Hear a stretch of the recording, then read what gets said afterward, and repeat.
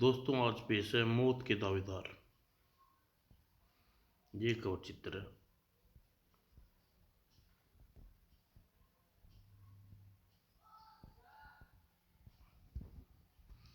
संध्या का समय था। राजपुर के राज्य में सेनापति मंगलसेन, प्रधानमंत्री बाज बहादुर व राजकीय कोष का खजांची कुबेर दत्त के साथ राजपुर के राजा पद्मावत के कक्ष में प्रवेश किया। महाराज, क्या हम आप अंदर आ सकते हैं? आइए। आज आप तीनों एक साथ क्या माजरा है? महाराज, आज हम तीनों आपसे राजकीय परामर्श करने नहीं, बिल्कुल अपनी पारिवारिक परामर्श करने आए हैं।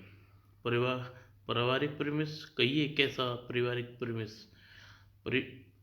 परामर्श करने आए हैं आप लोग? महाराज, आपके 76 जीवन में हम चारों आपस में अभिन्न मित्र थे। एक ही गुरु से हमने शिक्षा ग्रहण की। इस प्रकार हम चारों आपस में गुरु भाई हैं।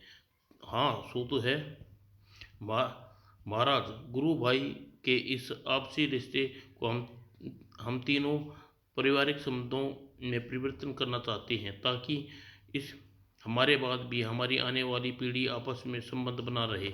प्रधानमंत्री जी, हम आपकी बात का मतलब नहीं समझे। कृपया आप आसानी से बात का स्पष्ट करके कहो।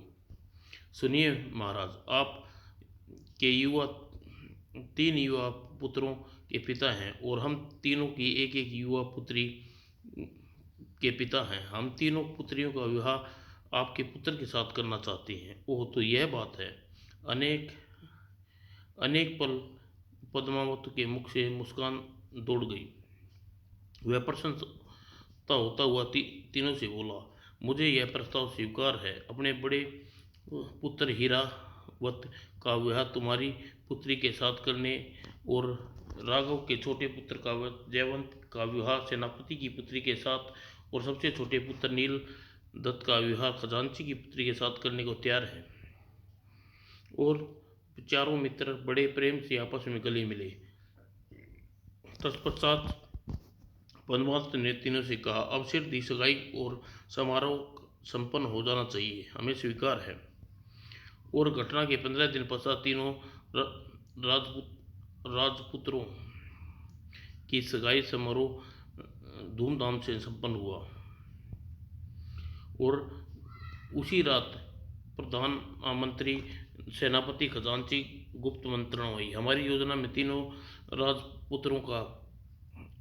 राजपुत्रों का विवाह हमारी पुत्रियों से सगाई आसानी से संपन्न हो गई है। अतः हम अपनी योजना के दूसरे चरण शीघ्र ही पूरा कर लेना चाहिए। आप ठीक कहते हैं खजांची, शुभ कार्य में विलंब करना ठीक नहीं। तब ठीक है, आज की रात राजा पद्मावत के जीवन की आखिरी रात होगी। उधर गुप्त मंत्रणा के पश्चात प्रधानमंत्री राजा पद्मावत के मुख्य सेवक के पास पहुंचा। जगन्ना, यदि तुम मेरा यह काम कर दो तो मैं तुम्हें मुंह मांगी दौलत दूंगा। मुंह मांगी दौलत पाने के लिए मैं कुछ भी करने के लिए तैयार हूँ। प्रधानमंत्री जी, कहिए मुझे क्या करना होगा? इस पुड़िया को अत्यंत जहरीले विष है। विष को महाराज के दूध में मिलाकर विषयुक्त दूध महाराज को देकर आना होगा। ओह, तो मुझे यह करना होगा। जगन्ना सोच में पड़ गया और कुछ सोचकर प्रधानमंत्री ने पुड़िया लेकर कहा, प्रधानमंत्री जी, जाकर यह कार्य करने के लिए तैयार हूँ। तो जाओ, महाराज को दूध पीने का समय हो गया है। विष मिलाकर दूध ले आओ। जगन्ना यह निर्देश प्रधानमंत्री की रसोई घर में निकल गया और जगन्ना ने पुड़िया का विष दूध के गिलास में डाला और लौटकर पद्मावत के कक्ष की ओर बढ़ गया। लीजिए महाराज, दूध पी लीजिए। पद्मावत ने दूध पीता देख जगन्ना कक्ष से बाहर आ गया और दूध पीते ही, मेरा दिल घबरा सा रहा है, लगता है जैसे बेहोश होकर गिर पड़ूंगा। पद्मावत का सोचना ठीक था। तत्काल ही विष ने अपना प्रभाव दिखा। और सुबह होने पर दासियों के कक्ष में पहुंचे। वो महाराज मृत पड़े हैं। शीघ्र ही पद्मावत की मृत्यु का समाचार सारे राजपुर में आग की तरह फैल गया और तीनों पुत्र पिता के शव पर गिरकर बेहोश पड़ रहे। इधर प्रधानमंत्री, खजांची और सेनापति खुशी से झूम रहे थे। हमें पद्मावत मारा गया, अब हमारी योजना निर्धारित पूरी होगी। और बड़े दुख की बड़े दुख भरे माहौल के साथ पद्मावत का अंतिम संस्कार किया गया। इस घटना के 20 दिन पश्चात बाज बहादुर ने युवराज हीरा दत्त को बुलाया, उससे कहा, युवराज महाराज का अचानक निधन के पश्चात राजपुर की राजगद्दी खाली पड़ी है। तुम महाराज के सबसे बड़े बेटी हो, इसलिए तुम्हें ही राजपुर की गद्दी संभालनी है। अतः मैं चाहता हूँ राजगद्दी पर बैठने के पहले तुम मेरी पुत्री मंजरी के साथ विवाह हो जाए, ताकि पत्नी सपत्नी दरबार में बैठ सको। तो इस कार्य में रुकावट है तो इस कार्य में क्या रुकावट है प्रधानमंत्री जी? आपकी पुत्री के साथ विवाह करने के लिए तैयार हूँ। युवराज, रुकावट आपकी नहीं, अब तो मेरी पुत्री मंजरी की ओर से है। क्या मतलब प्रधानमंत्री जी? युवराज, मेरी पुत्री मंजरी बहुत जिद्दी है। जिस जिस बात की जिद ठान लेती है उसे पूरा करके छोड़ती है। उसकी जिद है युवराज हीरावत किसी दूसरे राज्य में जाकर वहाँ उसके साथ कोई अनोखी चीज उसके लिए अनोखी चीज लाएंगे, तब युवराज के साथ विवाह करेगी। ओह, बड़ी विचित्र जिद है मंत्री की। और कुछ सोचकर उसने प्रधानमंत्री से कहा, ठीक है प्रधानमंत्री जी, जब मंत्री की जिद पूरी करने के पश्चात ही उससे विवाह करूंगा। तो युवराज, उसके लिए अनोखी वस्तु लाने के लिए आप दूसरे राज्य जाएंगे? हाँ प्रधानमंत्री जी, आज ही दूसरे राज्य जाने के लिए राजपुर से प्रस्थान कर दूंगा। युवराज, मैं आपसे एक विनती करना चाहता हूँ। कहिए प्रधानमंत्री जी। युवराज, तुम अपने राज्य में पहली बार दूर दूर दूसरे राज्य में जाओगे, इसलिए अपना साथ अपने छोटे भाइयों जसवंत और नीलवंत को भी ले जाओ। एक से दो, दो से तीन ही भले होते हैं। कह तो आप ठीक रहे हैं प्रधानमंत्री, आपका कहना मानकर जयवंत और नीलवंत को भी साथ ले जाऊंगा। इस बात की मुझे खुशी है युवराज, आपने मेरा सुझाव मान लिया। उस दिन हीरावत और जयवंत नीलावंत को के साथ राजपुर से बाहर जाने के लिए उदंत हो गया, और अभी वे प्रस्थान करने वाले थे। रुकिए युवराज। हीरावत ने वह उसके भाई दोनों भाइयों को पलट कर देखा। प्रधानमंत्री, सेनापति, खजांची एक साथ इधर दौड़े आ रहे हैं, क्यों? क्या इन तीनों के हाथों में क्या है? जब वे तीनों भागते हुए उनके पास पहुंचे तो हीरावंत ने पूछा, आप लोग ने हमें रोकने के लिए क्यों आवाज दी? तभी प्रधानमंत्री ने खजांची की संदूक का एक बढ़ाता हुआ बोला, युवराज, प्रदेश जा रहे हो, यहाँ से चल कर न जाने तुम्हें कितनी भोजन मिले या न मिले, मेरी पुत्री मंजरी ने लड्डू बनाए हैं, इन्हें रख लो। राह में भूख लगने पर इन्हें खा लेना। और सेनापति मंगलसेन अपने हाथ में थमी संदूक जसवंत को और बढ़ाते हुए कहा, बेटा, इसमें लड्डू तो नहीं है, लेकिन मेरी बेटी सुदंता ने तुम्हारे लिए बनाया है। अतः खजांची कुबेरदत्त ने अपनी संदूक से नीलावत्र को देते हुए कहा, बेटा, इस पात्र में भी लड्डू ही हैं। इन लड्डुओं को मेरी बेटी धनलक्ष्मी ने तुम्हारे लिए बनाया है। तत्पश्चात प्रधानमंत्री हीरावंत ने कहा, युवराज, मैं ईश्वर से कामना करता हूँ कि तुम मंजरी के लिए की अनोखी वस्तु लेकर शीघ्र ही दूसरे राज्य से स्वदेश वापस लौटो।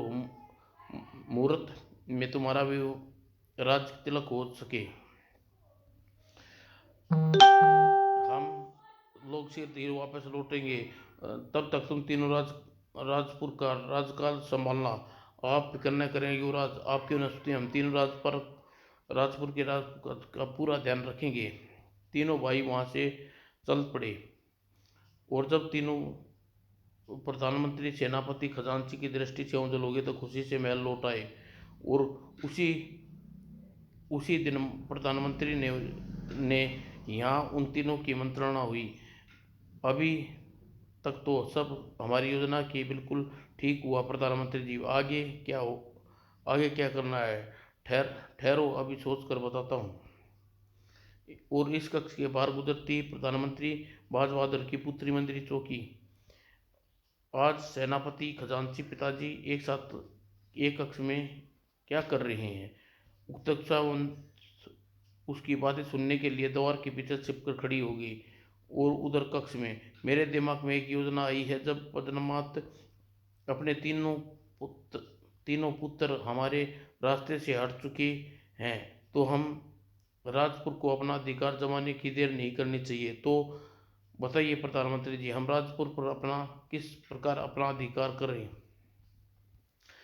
मित्रों, राजपुर की सेना तो हम हम अपनी ओर मिला ही चुके हैं। बस अब और क्या करना है। कल रात दरबार लगेगा तो उसमें यह घोषणा कर दी जाएगी, आज से राजापुर के हम तीनों का ही राज है। मित्र बाज बहादुर, तुम बुद्धिमानी हो, इसलिए हम प्रारंभ से ही तुम्हारी योजना पर चल रहे थे। इसलिए कितनी सफाई से राजा पद्मावत को मरवा कर तुमने चालाकी से उनके तीनों पुत्रों को राज्य से बाहर बाहर भिजवा दिया है। और तुम्हारे ही सुझाव से अपनी अपनी पुत्रियों के नाम लेकर हमने तीनों भाइयों को 20 बने लड्डू दिए, जिन्हें खाकर तीनों राजकुमार निश्चित ही मर जाएंगे। उनकी बुद्धि और तुम्हारी बुद्धिमानी पर गर्व है मित्र। आज तुम्हारे ही कारण सफलता हमारे सामने आके खड़ी हुई है। हाँ मित्र बाज बहादुर, तुम्हारी बुद्धिमता के कारण ही हम तीनों शीघ्र ही राजकुमार राजपुर पर कब्जा होने वाला है। मित्रों, मेरी इतनी प्रशंसा न करो जिससे सुनकर मेरा दिमाग सातवें आसमान पर पहुंच जाए। कक्ष से बाहर खड़ी मंत्री की पांव तले से मानो पृथ्वी ही खिसक गई। इन तीनों ने तो बड़ा ही घिनौना कुचक्कर रचा है। अब ये राजापुर पर अपना अधिकार जमाने की सोच रहे हैं। मैं अपने भावी पति इरादंत व उसके और अपने भावी देवरों बाल बाल विवाह का नहीं होने दूंगी, चाहे इसके लिए मुझे कुछ भी करना पड़े। और उसने तभी अपने कक्ष से बाहर पहुंचकर एक दासी को बुलाया। तुम इसी समय सेनापति जी की लड़की सुदीक्षा खजांची की लड़की धनलक्ष्मी को बुला लाओ। उससे कहना कि इसी समय अत्यंत महत्वपूर्ण विषय में उनसे सलाह मशवरा करना चाहती हूँ। जो क्या मालकिन। दासी इस सेनापति खजांची की पुत्रियों को बुलाने चली गई। कुछ देर बाद ये सुदक्षिणा ने वह लक्ष्मी मंत्री के पास बैठी थी। बहन मंत्री, हम दोनों को तुमने इस समय क्यों याद किया। बहन सुदीक्षा, बात ही कुछ ऐसी है कि मुझे तत्काल ही तुम दोनों को यहाँ बुलाना पड़ा। मंत्री ने सारी बात बताकर सुदीक्षा के धनलक्ष्मी और हक्की बक्की रह गई। वो हमारे पिताओं ने हमें भावी पतियों के खिलाफ ऐसा खूनी षड्यंत्र रचा है। बहन मंत्री, अब तुम ही बताओ हमें क्या करना चाहिए। देखो राजकुमार हिरावत अपने दोनों भाइयों के साथ राज्य से अभी के ज़्यादा दूर नहीं गए होंगे, इसीलिए हमने समय पहुंचकर विष मिले लड्डुओं के बारे में उन्हें बता देना चाहिए, और ताकि उन्हें तीनों को जान बचा सके। तुम कह तो ठीक रही हो बहन मंत्री। बस उसी तीनों युक्तियां बिना किसी को कुछ बताए घोड़े पर सवार होकर राजपुर से चल दी। उधर भैया भूख लगी आई है, क्यों ना यहाँ रहकर अपने आप सात लाई लड्डू खा ले। तुम ठीक कह रहे हो जयावंत, मुझे भी भूख लग रही है, लेकिन पहले जरा विश्राम कर ले। और अभी वह तीनों को खोज मंजरी सुदक्षिण धनलक्ष्मी राजपुर से काफी दूर निकल आई। कितनी दूर आ गए हम तीनों राजपुर से, लेकिन अभी तक युवराजों का कुछ कहीं पता नहीं चला। कहाँ चले गए वे तीनों। मंत्री बहन, लगता है वे तीनों खोज हमें बहुत दूर दूर ले जाना होगा, ऐसा ही लगता है। तभी यह एक आंधी कैसे चलने लगी। अभी तो कुछ देर पहले आसमान बिल्कुल साफ था और आंधी एकाएक तेज बला की तेजी आ गई। मंत्री बहन बचाओ, ओह ये भगवान, क्या हो रहा है। आह। और तीनों आंधी एक दूसरे से बिछुड़ गए। उधर आंधी का तीव्र प्रकोप से वन में और भी ज्यादा था। जिस समय हीरावत अपने भाइयों के साथ पेड़ के नीचे विश्राम कर रहे थे, मुझे मौसम के तेवर कुछ ठीक नहीं लग रहे। धूल आंखों में घुस रही है। और तभी तीनों हवा में वेग का झोंका आया और तीनों भाई हवा में उड़ चले। हीरावंत भाई बचाओ, ओह मेरे भाइयों, तुम्हारी रक्षा कैसे करूं, बचाओ। और हवा तीनों को विभिन्न दिशाओं में उछाल लेकर ले चली। हवा जसवंत को कुछ देर दूर ले जाकर पृथ्वी पर पटक दिया। नीलवंत के साथ भी यही हादसा हुआ। पृथ्वी पर गिरते ही नीलवंत की चेतना लुप्त हो गई। यह प्रलयकारी हवा हीरालत को बहुत दूर ले जाकर पटका। वह चिरदी बेहोश हो गया। और दूसरी ओर आंधी वेग से घबराई मंजरी का घोड़ा भी हवा तीव्र गति से भागा, वन में भागा जा रहा था। तभी उसे एक पत्थर से ठोकर लगी। मंजरी घोड़े की पीठ से उछल कर जमीन पर जाकर बेहोश हो गई। और जबकि सुदीक्षा का घोड़ा सरपट दौड़ता हुआ एक नदी में जा घुसा। उफ, अब मैं नहीं बचूंगी। और भय के कारण सुदीक्षा के हाथों घोड़े की पीठ से ढीली हो गई। और तभी जिसके फलस्वरूप छपाक और धनलक्ष्मी का घोड़ा वन में एक खंडर की ओर बढ़ा जा रहा था। ओह, मुझे घोड़ा कहाँ ले आया। खंडर में भयानक माहौल देखकर धनलक्ष्मी के भय से सिर गई और सुध-बुध खोकर घोड़े की पीठ पर नीचे गिर पड़ी। बहुत दूर तक कुछ देर बाद प्रलयकारी आंधी रुकी और पीड़ा से कराता हुआ हरिदत्त पृथ्वी से उठा। मेरे दोनों भाई मुझसे बिछुड़ गए, अब उन्हें कहाँ ढूंढूं। फिर चलते चलते जयवंत और नीलावंत की खोज में कई दिन अनवसर रुके। कुछ बिना खाए पिए चलता रहा। चलते चलते वन से बाहर निकलकर राजा कुशाल नगर में पहुंच गया। बहुत खोजने पर भी जयरावत और नीलावंत का कोई अता पता नहीं मिला। यह क्या विपदा टूट पड़ी मुझ पर। जयरावत और नीलावंत कहाँ और न जाने किस हाल में होंगे। तभी वहां मुनादी करने वाला आया, सुनो सुनो लोगों, राजा का एक हाथी पागल हो गया है। वह कई दिनों से कुशा नगर में उत्पात मचा रखा है। कोई आदमी को मार डाले हैं। महाराज का कहना है जो आदमी उसे हाथी को मारेगा उसे आधा राजपाट दे देंगे। मुनादी करने वाला आगे बढ़ गया। तभी बचो बचो, राजा का पागल हाथी लोगों को मारता हुआ घायल करता हुआ आ रहा है। हीरावत की समझ में न आया कि इस विक्षण परिस्थिति में क्या करे। वह जड़ से अपने स्थान पर खड़ा रहा। तभी और जब हीरावंत का बचाव का कोई उपाय न सूझा तो उसने लड्डुओं की संदूकची पेड़ से नीचे स्वयं लड्डुओं की संदूकची के नीचे छोड़ी और स्वयं पेड़ पर चढ़ गया।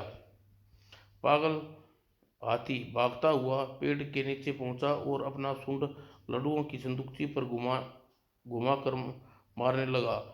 सूंड के प्रभाव से लड्डू संदूकची उछल गई और सारे लड्डू बिखर गए। एक एक कर लड्डू खा लिए और लड्डू खाते ही कुछ देर में भयानक चिंगाड़ मारी और धड़ाम से पृथ्वी पर गिरा और कुछ देर बाद तड़प कर शांत हो गया। यह देख पेड़ पर बैठा हीरावल चौंका। यह क्या पागल हाथी संदूक के लड्डुओं को खाते ही मर गया। क्या लड्डू विषैले थे? इसका मतलब लड्डुओं तो हम तीनों भाइयों के मारने के लिए दिए गए थे। और फिर पेड़ से नीचे उतरा। तभी राजा के सैनिक वहां पहुंचे। ओह, तुमने पागल हाथी को मार डाला। तुम तो बहुत बहादुर युवक हो। और सैनिक उसे राजा महेंद्र दत्त के पास लेकर पहुंचे। महेंद्र दत्त ने पागल हाथी की मारने की सूचना दी। युवक, तुमने पागल हाथी को मारकर हम पर बहुत उपकार किया है। की हुई घोषणा के अनुसार अपना आधा राज्य तुम्हें उपहार में देते हैं। महेंद्र दत्त अपनी इतना कह ही चुका था कि बाहर से आवाज आई, पिताजी, महाराज जरा सुनिए। महेंद्र दत्त बाहर की ओर दिशा की ओर बढ़ा और कुछ देर बाद मुस्कुराता हुआ पुनः हीरादत्त के पास लौटा। तुम तो राजापुर के युवराज हीरादत्त हो? जी हाँ। आपने कैसे पहचाना महाराज? इस बात को छोड़ो और हमारी बात सुनो। हम तुम्हें अपना आधा राजपाट देने के साथ साथ अपना दामाद भी बनाते हैं। दामाद? क्या कह रही हैं? हाँ, हम अपनी पुत्री का विवाह तुमसे साथ करना चाहते हैं। ओह, यह तो मेरा सौभाग्य होगा।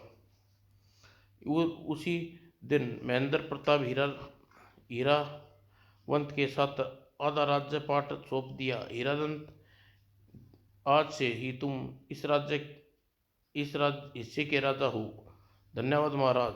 और अब महेंद्र दत्त खूब धूमधाम से अपनी पुत्री का विवाह हीरादत्त के साथ कर दिया। महेंद्र दत्त ने अपनी पुत्री हीरावंत विवाह के पश्चात हीरावंत अपनी दुल्हन को अपने महल में विदा कर ले आया। पश्चात वह जब अपनी दुल्हन के साथ घूंघट उठाया, अरे ओह रानी, तुम तो बिल्कुल चांद सा टुकड़ा हो। यह मेरी किस्मत थी जो तुम मुझे मिल गई।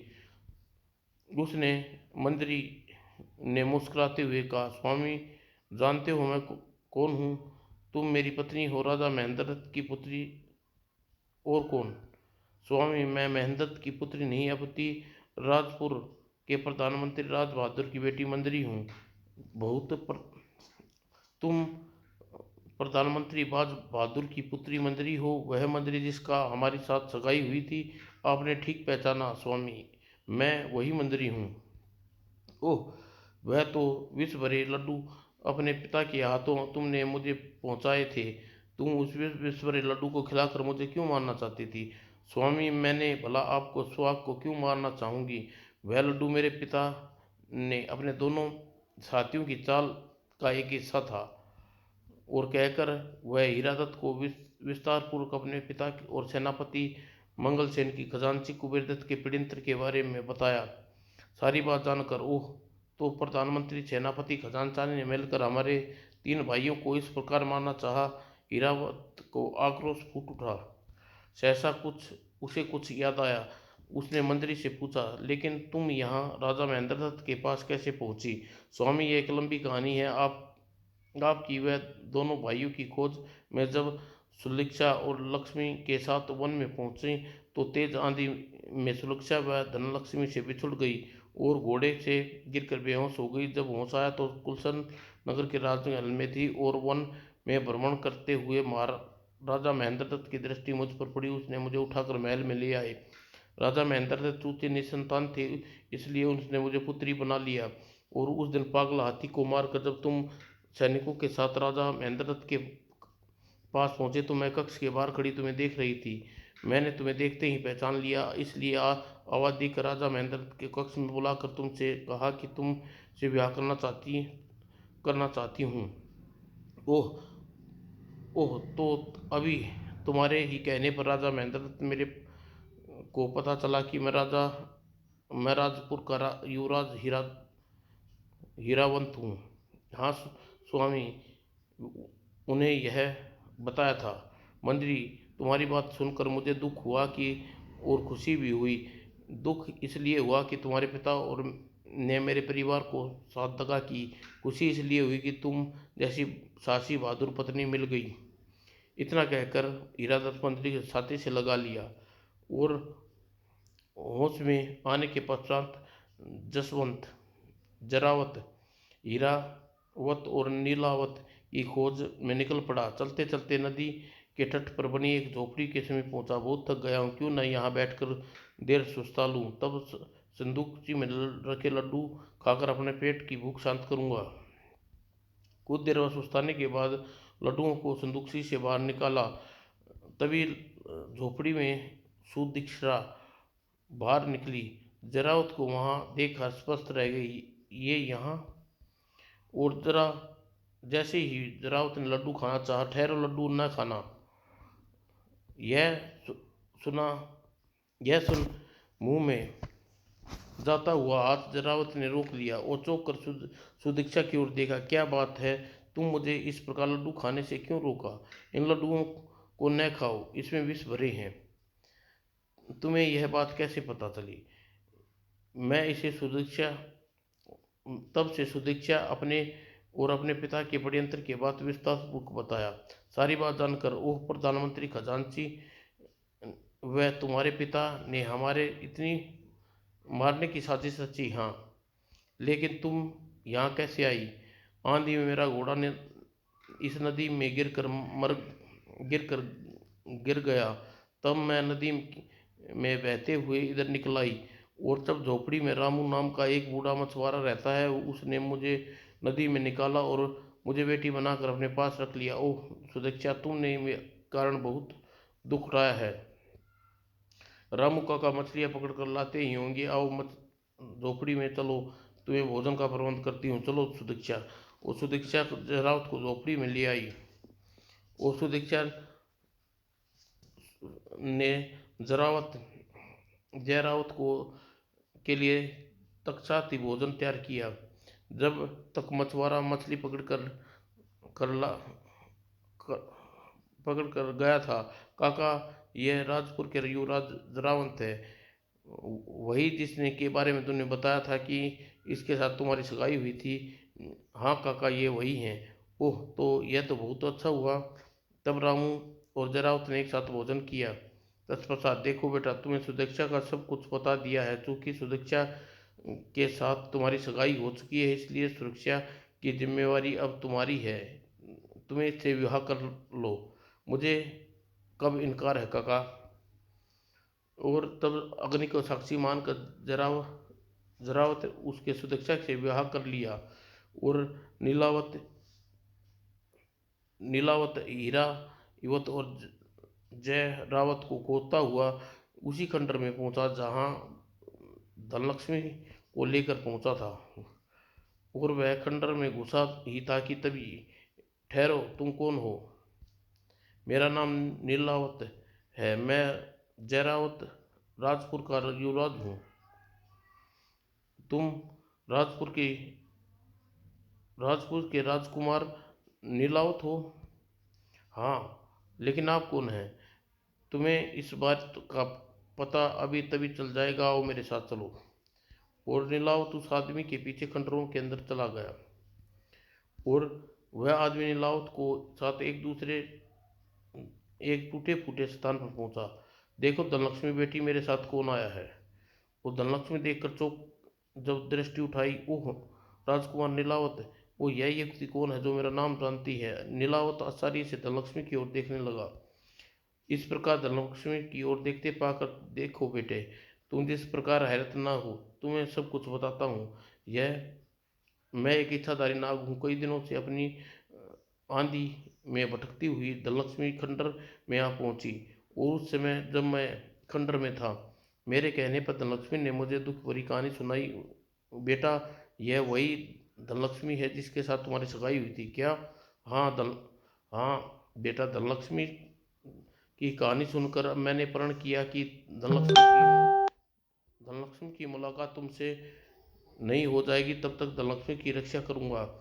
और अब तुम आ ही गई हो, धनलक्ष्मी का हाथ संभालो और मुझे इसकी जिम्मेवारी से मुक्त करो। इतना कहकर इच्छाधारी नाग नीलावत की प्रधानमंत्री जयवंत खजांची के षड्यंत्र के बारे में बताया। सारी बात जानकर नीलावत स्तंभ सा रह गया। तब इच्छाधारी नाग के सामने नीलावत और धनलक्ष्मी दोनों ने गले में वरमाला डाली। और तत्पश्चात, देखो बेटा नीलावत, अब तुम धनलक्ष्मी के साथ अपने राज्य में वापस जाओ। इतना कहकर इच्छाधारी नाग नीलावत के 3 फल दिए। इन फल देकर उसने पुनः नीलावत से कहा, नीलावत, तुम अपने भाइयों की अनुपस्थिति में खजांची व सेनापति अपने राज्य 3 टुकड़े खजांची व सेनापति ने राजपुर के 3 टुकड़े कर दिए हैं। तीनों टुकड़ों को अलग अलग राजा बन बैठे हैं। ये तीनों फल उन्हीं के लिए हैं। जैसे ही वे तीनों इन फल को खाएंगे, तीनों अपने जिस किए का फल मिल जाएगा। नीलावत ने दुखी होते हुए कहा, नाग देवता, मेरे भाई मुझसे बिछड़ गए हैं। पुनः मुझसे मिलेंगे या नहीं, उनका जीवित है या नहीं। नीलावत, दुखी न हो, तुम्हारे दोनों भाई जीवित हैं और शीघ्र ही तुमसे मुलाकात होगी। तब नागदेवता धन लक्ष्मी को आशीर्वाद देकर, अच्छा बेटी, अब मुझे विदा दो। यह कहकर वह सर्प रूप में परिवर्तन हो गया और अपने बिल में घुस गया। अब नीलावत और धनलक्ष्मी राजपुर की ओर चल पड़े। और उधर जरावत ने सुदक्षिणा से कहा, सुदक्षिणा, हमारे राजपुर चलना चाहिए। वहां जाकर देखें तो सही, तुम्हारे पिता ने साथियों ने राजपुर में क्या दशा की है। मैं भी यही चाहती हूँ स्वामी। वे दोनों रामू काका के आदेश पर उसी दिन राजपुर की ओर चलती पड़े। उधर हीरावत ने मंत्री से कहा, रानी मंत्री, तुम्हारे पिता और दोनों साथियों ने राजद्रोह किया है। उन्हें उसकी सजा देने के लिए राजपुर जाना होगा। मुझे खुशी है स्वामी, सिर दी अपने कर्तव्य की याद आ गई। मुझे आपके साथ राजपुर चलूंगी। और दल बल और तब दल बल और मंत्री के साथ हीरावत में राजपुर की तरफ कूच किया। सिर्फ ही राजपुर की सीमा में हीरावत, जयरावत और नीलावत की मुलाकात हुई। भैया, ओह मेरे भगवान, बड़े दयालु हो। आज तुम मेरे बिछड़े भाइयों को पुनः मिलवा दिया। तेरा लाख लाख शुक्र है। धनलक्ष्मी ने आगे बढ़कर नीलावत से कहा, आज तीनों फलों मुझे दे दीजिए। मैं, मंजरी बहन और सुदक्षा तीनों एक एक फल राधनपुर ले जाएंगी। और और आप लोग यहीं रुककर हम तीनों को लौटने की प्रतीक्षा कीजिए। आपके अपराधियों को साथ लेकर यहाँ लौटेंगे। और तब धन लक्ष्मी और मंजरी और सुदक्षा रथ पर बैठी और राजपुर की ओर चल दी। और हीरावत के आदेश पर सेना वहीं पर पड़ाव डाल दिया। उधर धनलक्ष्मी और सुदक्षा मंजरी एक फल देते हुए अपनी योजना समझाई। आप दोनों वही करना जो मैंने बताया है। ठीक है, हम दोनों वही करेंगे। और सबसे पहले धनलक्ष्मी अपने पिता के पास पहुंची। देखते ही कुबेरदत्त प्रशंसा से चीख उठा, बेटी कहाँ चली गई थी तुम? मैंने तुम्हें कहानी खोज करवाई। तू सुकुशलता से तो नहीं? पिताजी, मैं अपनी सहेली के साथ वन में भ्रमण के लिए गई थी। वहीं एक तूफान में फंसकर सखियों से बिछड़ गई। तब धनलक्ष्मी ने एक मनगढ़ंत कहानी कुबेरदत्त को सुना डाली। धनलक्ष्मी ने कहा कि कहानी सुनकर कुबेरदत्त सहज विश्वास हो गया। ओह बेटी, तुमने बड़ा दुख पाया। पिताजी, वन में मुझे एक नया फल देखने को मिला। मैं यह फल आपके लिए तोड़कर लाई हूँ, इसे खा लीजिए, कहकर धनलक्ष्मी ने ने कुबेरदत्त को दिया। और फल खाते ही, अरे यह क्या? मेरी नाक अचानक इतनी तेजी से बढ़ने लगी और पल भर में कुबेरदत्त की नाक 3 फुट लंबी हो गई। यह देख वह बुरी तरह बौखला गई। यह क्या हुआ? पिताजी, तुम्हारे पाप उदय हो गए। उधर फल खाने से मंगलसेन का भी यही हाल था। उफ, यह मेरी नाक! बेटी सुदक्षिणा, मुझे कैसे फल खिलाया है तूने? पिताजी, मैंने आपको राजद्रोह का फल खिलाया है। और दूसरी ओर राज बहादुर की हालत भी फल खाकर खस्ता हो चुकी थी। ओह, मेरी नाक का बोझ मेरे माथा फटा जा रहा है। पिताजी, आपके साथ आपका माथा नाक के बोझ से नहीं, अपितु पाप के बोझ से फटा जा रहा है।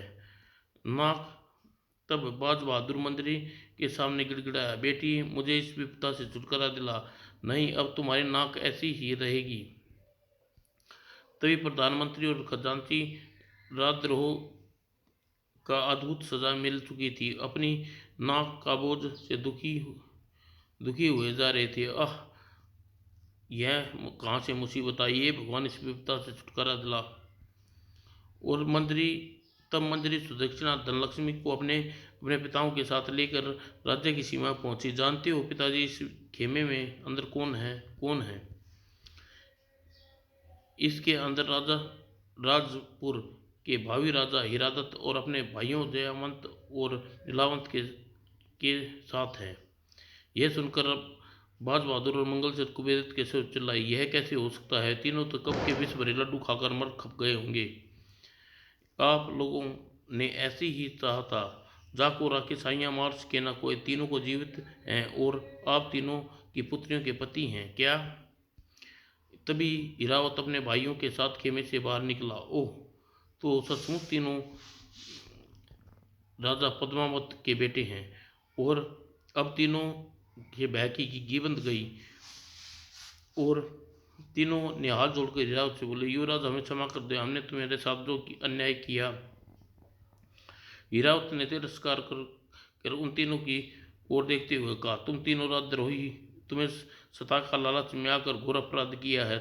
तुम्हारे की सजा सजा बड़ी हुई नाक के रूप में मिल चुकी है। अब जाओ और इस समय राज्य से दूर चले जाओ। अगर तुम फिर राजपुर के आसपास कहीं दिखाई दिए तो तुम्हारी बोटी बोटी काट कर चीर कर डलवा दूंगा। यह सुनकर तीनों सिर पर पांव रखकर वहां से भाग खड़े हुए। और जब हीरावत और अपने भाइयों और पत्नियों के साथ राजा मंत्री के साथ राजपुर में आया तो राजपुर की प्रजा हर संघर्षियों ने अपना नया राजा स्वीकार कर लिया। उधर बाज बहादुर और मंगलसेन कुबेरदत्त जिस नगर नगर राज्य में जाते उन लोग उनकी लंबी लांग देखकर खिल्ली उड़ाते और कुछ अजूबा जानकर उनको पत्थर से मारते। इस प्रकार नगर में भटकते भटकते तीनों प्रलयकारी एक दिन सुरक्षित हार गए। सच कहा है, किसी ने पापी का बुरा अंत होता है। समाप्त दोस्तों।